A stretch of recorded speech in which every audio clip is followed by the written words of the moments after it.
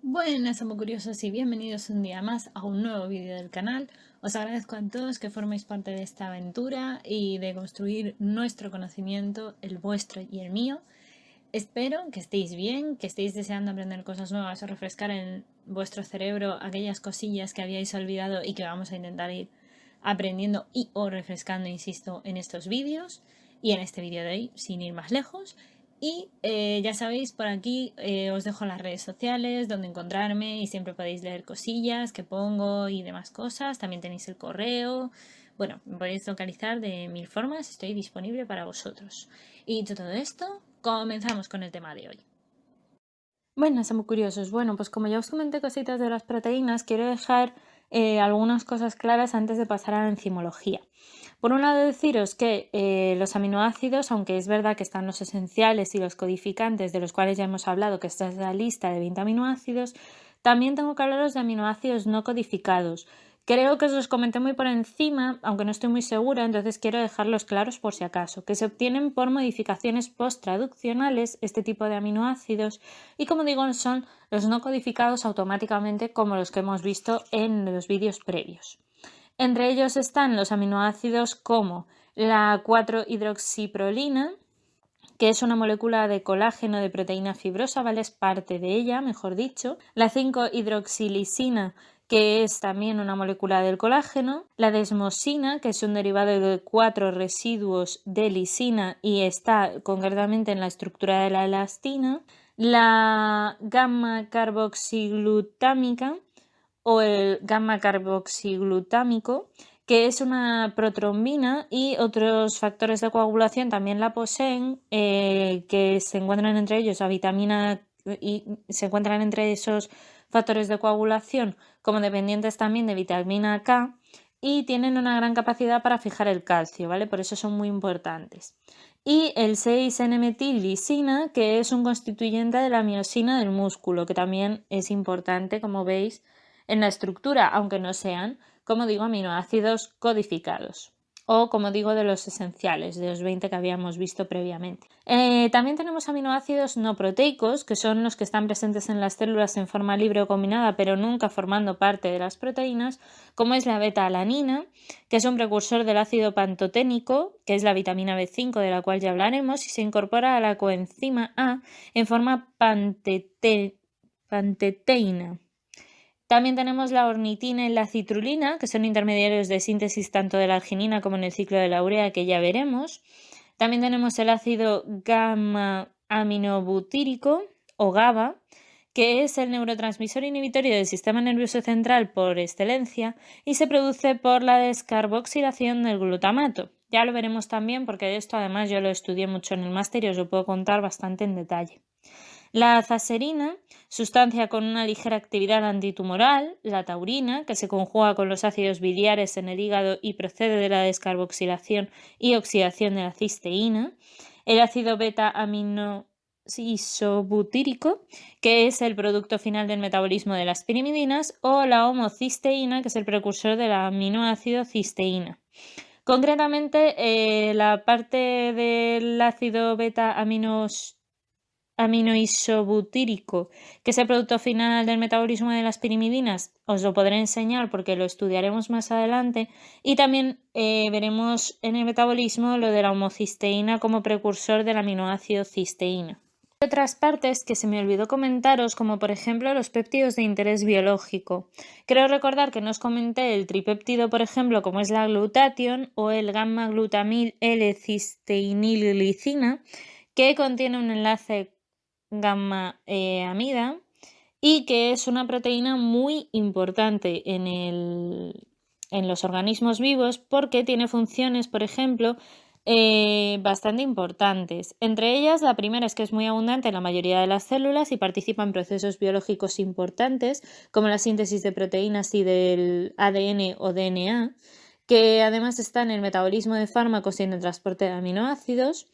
El glutatión es en su forma reducida, como el GSH, a través del grupo sulfhidrilo de la cisteína que protege a las células de los efectos de la oxidación, eliminando así los peróxidos de hidrógeno y peróxidos orgánicos generados, que como sabéis son tóxicos. Y como son tóxicos, pues lo único que generan es que te vayas envejeciendo antes y te puedas morir antes.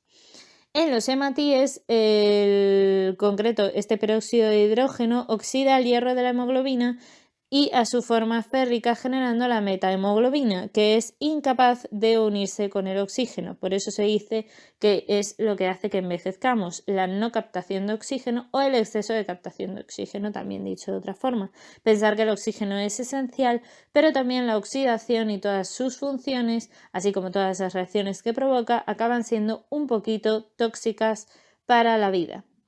Ya hablaremos también de esto quizás más en profundidad en el metabolismo y el por qué esto es así. El glutatión en cualquier caso evita esta oxidación reduciendo el peróxido de hidrógeno y esta reacción está catalizada por la glutatión peroxidasa, que es la enzima que ya os comenté un poquito en el selenio que podía contener efectivamente algunas enzimas. Bueno, pues la glutatión peroxidasa contiene selenio. La regeneración de la forma reducida del glutatión tiene lugar en la reacción dependiente del NADPH, catalizando así la glutatión reductasa. Participar también en la síntesis de los leucotrienos como una adición del glutatión mediante el enlace tioéter que origina, entre otros componentes, como digo, a estos leucotrienos, pues destaca en todas estas funciones la glutatión.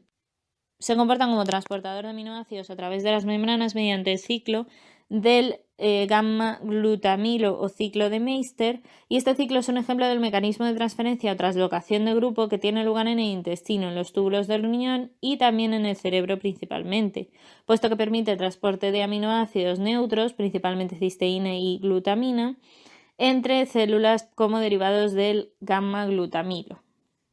Por otra parte, en la cara externa de las células renales también encontramos la gamma-glutamiltransferasa o gamma-glutamiltranspeptidasa, GGT, también abreviada así, forma el glutamil aminoácido que es captado por las células de otros tejidos transformándolo en oxoprolina y liberando el aminoácido transportado, de manera que la enzima limitante de la reacción es la gamma-glutamilcisteína sintasa.